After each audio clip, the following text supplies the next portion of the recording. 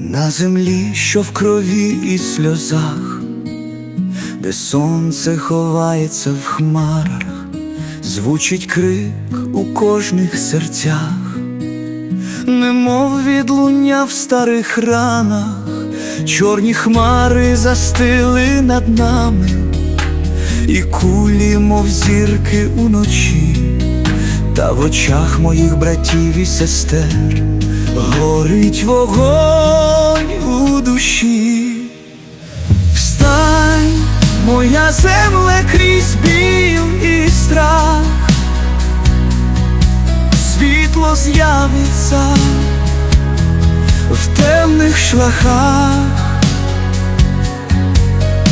Ми разом будемо, як один, і здолаємо цей морок злий.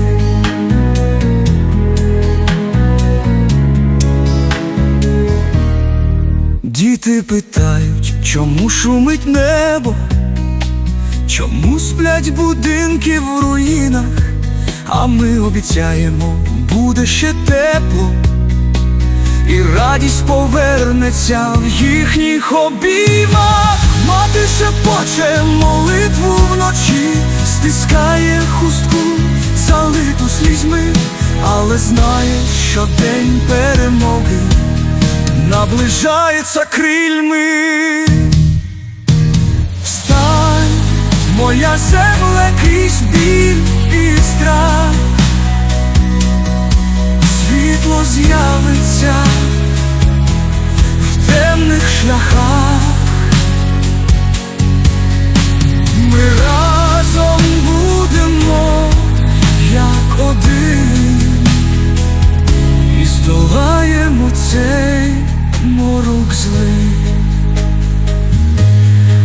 Нехай знають вороги, ми не впадемо,